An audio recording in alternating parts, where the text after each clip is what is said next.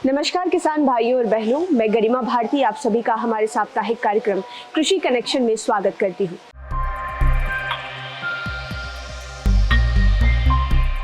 इस सप्ताह के कृषि कनेक्शन में हम बात करने जा रहे हैं मत्स्य पालन यानी कि मछली पालन के बारे में। ट्रेडिशनल खेती से हटकर मछली पालन किसानों को बहुत ज्यादा फायदा दे रही है और केंद्र और राज्य की सरकारें भी किसानों को मत्स्य पालन को लेकर बहुत मदद भी कर रही है। आज के इस एपिसोड में हम जानेंगे कि अगर आपको मछली पालन करने की इच्छा है, मत्स्य पालन करने की इच्छा है और आपके पास जमीन की बहुतायत नहीं है, आपके पास 1 से 2 कट्ठा भी जमीन है, तो आप मत्स्य पालन कैसे कर सकते हैं। इसका उत्तर है RAS यानी कि रीसर्कुलेटरी एक्वाकल्चर सिस्टम यानी कि पुनः संचालन मत्स्य पालन प्रणाली। अब ये RAS सिस्टम क्या है, कैसे ये काम करता है और आपको इस प्रणाली में कौन कौन सी मछली का आप पालन कर सकते हैं और आपको बाजारों से क्या मुनाफा मिल सकता है, इसके बारे में अधिक जानकारी देंगे सह प्राध्यापक डॉक्टर शिवेंद्र कुमार। आज हम बात करेंगे कम जमीन में ज्यादा उपज के बारे में, खासकर मछली पालन के क्षेत्र में, क्योंकि जनरली हम लोग का ये धारणा होता है और कॉमन भी है, मछली पालने के लिए हमें ज़्यादा जगह चाहिए, लगभग ½ एकड़ 1 एकड़ की तालाब चाहिए। लेकिन हम ये कर सकते हैं कि अब हम कम जगह में, अगर हमारे पास 100 मीटर स्क्वायर 200 मीटर स्क्वायर का भी एरिया हमारे पास है, यानी कि 1 से 2 कट्ठा 3 कट्ठा का भी ज़मीन हमारे पास है, तब भी हम मछली पालन कर सकते हैं और मुनाफा भी ले सकते हैं। बस उसके लिए ज़रूरत है कुछ इंफ्रास्ट्रक्चर तैयार करने की, जिसमें से कि हमारे पास अभी हम जो देखने जा रहे हैं ये है रीसर्कुलेटरी एक्वाकल्चर सिस्टम, जिसमें एक तो है कि पानी की बचत है। एक बार हम पानी डालते हैं तो बहुत ही कम अमाउंट में हमें पानी की इसमें बाद में ज़रूरत पड़ती है। तो और दूसरी चीज़ है, कम से कम लगभग हम 100 मीटर स्क्वायर एरिया में साल भर में 8 से 9 क्विंटल मछली पैदा कर सकते हैं। तो क्या है ये रिसर्कुलेटरी सिस्टम, इसके बारे में हम जानेंगे। इसमें हम लोग जनरली मछली पालन में क्या होता है कि अगर हम घनी मछली पालन करते हैं, ज़्यादा नंबर्स में करते हैं, ज़्यादा संख्या में करते हैं, कम जगह में करते हैं, उसमें सबसे ज़्यादा दिक्कत अमोनिया की आती है कि अमोनिया का कंसंट्रेशन अगर ज़्यादा हो जाता है, पानी की क्वालिटी ख़राब हो जाती है, मछली मरने लगती है। तो सबसे पहला हमारा जो पर्पस होता है कि हम अमोनिया को कैसे कंट्रोल करें, उसके लिए हमारे पास उपाय है।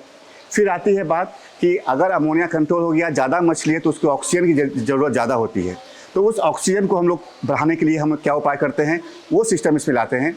फिर आती है कि ज़्यादा मछली अगर है, खाना खा रही है, तो हमारा उसका सॉलिड वेस्ट जो आता है वो सॉलिड वेस्ट ज़्यादा होता है। तो उस सॉलिड वेस्ट को कैसे निकालते हैं। तो अगर हम इस तीनों चीज़ को मैनेज कर लेते हैं तो हम कम जगह में ज़्यादा से ज़्यादा उत्पादन करते हैं। और यही कंसेप्ट है इस हमारे रिसर्कुलेटरी एक्वाकल्चर सिस्टम का। इसमें हम लोग देखेंगे कि अलग अलग कंपोनेंट है। खासकर हमारा ये जो कंपोनेंट है कि ये ऑक्सीजन का बताया कि ऑक्सीजन हमारा कैसे निकलता है। तो ये है हमारा एक ½ HP के मोटर के साथ ऑक्सीजनेशन का सिस्टम लगा हुआ है। इसमें क्या है कि इसके साथ हमारा सिस्टम नीचे ऑक्सीजन इंजेक्टर है और इस ऑक्सीजन इंजेक्टर के लिए क्या होता है कि यहाँ पर आप देखेंगे कि एक ऑक्सीजन का बुलबुला निकलता है पानी का, यानी कि ये चार्ज मोटर लगा हुआ है यहाँ पर। ये चार्ज मोटर यहाँ पर ये ऑक्सीजन देता है, जिसके कारण कि ऑक्सीजन यहाँ पर मछली के लिए उपयुक्त अमाउंट में अवेलेबल रहती है। आप यहाँ देख सकते हैं, इस पर यहाँ दिखा सकते हैं। दूसरा चीज़ होता है हमारा फिल्ट्रेशन सिस्टम। हमारा पानी जैसे मछली है, मछली को खाना दे रहे हैं, मछली को खाना देते के साथ क्या होता है कि ज़्यादा से ज़्यादा उसका सॉलिड वेस्ट आता है। तो सॉलिड वेस्ट निकालने के लिए हमारे पास एक सिस्टम है। हम लोग सुबह 1 से 2 मिनट का एक मोटर पंप चलाते हैं, जिससे कि हमारा सॉलिड वेस्ट बाहर निकल जाता है। केवल उतना ही पानी हमारा लॉस होता है। दूसरा चीज़ है अमोनिया के लिए क्या करते हैं हम लोग, ये बायो फिल्टर लगाए हुए हैं। इस बायो फिल्टर में क्या होता है, जो टैंक में हमारा पानी भरा हुआ है, ये पानी मोटर के थ्रू हमारा ओवरहेड टैंक में चला जाता है और वहाँ से बाय ग्रेविटी खुद से पानी इस बायो फिल्टर के होते हुए और फिर वापस यहाँ आ रहा है, यहाँ पर गिर रहा है पानी। तो इसका कंसेप्ट क्या है कि इसमें हमारा हम लोग प्रोबायोटिक देते हैं, जो कि हमारा नाइट्रोजन अमोनिया को कन्वर्ट कर देता है नाइट्रोजन गैस में और फाइनली वो एटमॉस्फेयर में चला जाता है, जिसके कारण कि अमोनिया ख़त्म हो जाता है। तो हमारा काम चल रहा है। अभी भी यहाँ पर देखेंगे हमारा अमोनिया 0.5 से कम रहता है, जबकि इसका स्टॉकिंग डेंसिटी और नॉर्मल जो तालाब होती है उससे 10 से 20 गुना ज़्यादा होती है। तीसरा कंसेप्ट आता है कि कौन कौन सी मछली को हम इस सिस्टम में अप्लाई कर सकते हैं। ये जो टैंक देख रहे हैं, ये टैंक लगभग 8 फीट गहरा है। 8 फीट गहराई के साथ ये टैंक है और ये टैंक 6 फीट तक सीधा स्ट्रेट रहता है। उसके बाद 2 फीट का जो हमारा डेप्थ है वो स्लोप के साथ जाता है। और उस स्लोप में बीच में हम लोग एक पिट देते हैं, यानी कि गड्ढा रहता है।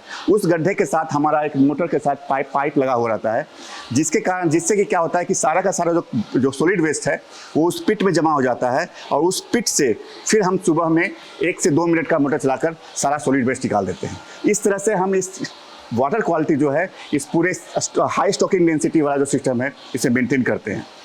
फिर बात आती है कि मछली, क्या हम इसमें रोहू कतला कर सकते हैं या नहीं तो कौन सी मछली कर सकते हैं। हमने इस पर ऑलरेडी हमारा एक्सपेरिमेंट हो चुका है, प्रोजेक्ट चल चुका है, और हम लोग इसमें रोहू, कतला, पबदा, तिलापिया सभी मछली का हमने एक्सपेरिमेंट किया है। रोहू कतला का इसमें हमें प्रोडक्शन बड़ी मछली का नहीं मिलता है। हाँ, सीड का तैयार करना हो, फ्राई का कर हम फ्राई फिंगरलिंग करना हो हम कर सकते हैं, लेकिन बड़ी हमें मछली नहीं मिलती है। तिलापिया का प्रोडक्शन हमें सबसे अच्छा मिला है। हमारा ये जो एरिया है, इस एरिया में हमें लगभग 3 क्विंटल हर 4 महीने में, यानी कि साल भर में हमारा यहाँ आउटपुट जो आता है लगभग 9 क्विंटल तिलापिया मछली का है, जो कि हम इस सिस्टम से ले सकते हैं। फिर बात आती है कि हमें तिलापिया का कौन सा वैरायटी, यानी कि जनरली हम लोग मोनोसेक्स तिलापिया होती है उसी का कल्चर करते हैं, और उसी का हमें ये प्रोडक्शन मिलता है। फिर आती है कि हम खाना कितना देते हैं, क्योंकि सबसे ज़्यादा मछली पालन में अगर खाना पर ही सबसे ज़्यादा खर्चा होता है, तो उस खर्चे का भी यहाँ पर बाहर के जो तालाब है उससे कम खर्चा यहाँ होता है। जनरली तालाब में जो बड़ी तालाब होती है वहाँ हम लोग जब फिश फार्मिंग करते हैं वहाँ पर फीड का FCR लगभग 2 माना जाता है, यानी कि 2 किलो खाना खिलाने के बाद लगभग 1 किलो की मछली होती है। यहाँ पर हमारा FCR, क्योंकि हमारा ऑक्सीजन भरपूर मात्रा में रहता है, और ऑक्सीजन अगर भरपूर मात्रा में है तो मछली की मेटाबॉलिक एक्टिविटी ज़्यादा अच्छी होती है, जिसके कारण कि जो भी खाना उसको दिया जाता है वो अच्छे से उसको यूटिलाइज करती है और उसके शरीर में लगती है वो चीज़। तो यहाँ पर FCR लगभग 1.1 इस हिसाब से आती है, यानी कि 1 किलो से 1 किलो 100 ग्राम हम खिलाते हैं और हम 1 किलो मछली पैदा करते हैं। तो यहाँ पर हमारा वो रेट कमता है। फिर आती है बात कि हमें लागत कितना लगता है इसका। इस सिस्टम में हमें ज़रूरत नहीं है कि हम ओवरहेड जो छत लगा हुआ है छत को लगाएं। इस पूरे सिस्टम का लागत 7.5 लाख रुपया आता है। 7.5 लाख रुपया के साथ हम लोग इसको लगा सकते हैं, इस टैंक को बना सकते हैं। सारा सिस्टम के साथ 7.5 लाख रुपया है। और अगर हम ओवरहेड टैंक को, ओवरहेड जो हेड इसका जो अमाउंट लगता है उन सब चीज़ को निकालते हैं, तो जो मछली का उत्पादन है वो हमको लगभग प्रॉफिट, साल भर का प्रॉफिट इससे लगभग 40 से 45 हज़ार रुपया मिनिमम प्रॉफिट हमको मिलता है। तो इस RAS सिस्टम में दूसरी चीज़ ये है कि एक बार हम पानी स्टॉक कर दिए तो लगभग हमें साल भर तो हमें दूसरी पानी इस पर डालने की ज़रूरत नहीं पड़ती है। उसके बाद भी जो पानी डालने की ज़रूरत होती है वो बहुत ही मिनिमम अमाउंट में होती है, ज़्यादा अमाउंट में नहीं होती है। तो इस तरह से हम कम जगह में, कम पानी में और अच्छे से मुनाफा हम लोग कमा सकते हैं। तो ये है हमारा रिसर्कुलेटरी एक्वाकल्चर सिस्टम। तो किसान भाइयों, आपने जाना और समझा RAS यानी कि रीसर्कुलेटरी एक्वाकल्चर सिस्टम क्या है, आप कितने कम जगह में भी इसको कर सकते हैं, कितनी की लागत आपको आएगी, आपको क्या सहायता मिल सकती है, आप इनमें किस तरीके की मछली का पालन कर सकते हैं और बाजारों से कैसा मुनाफा आपको मिलेगा, इस विषय में विस्तृत जानकारी आपको दी गई है। हम उम्मीद करते हैं कि सप्ताह का कार्यक्रम आपको बेहद पसंद आया होगा।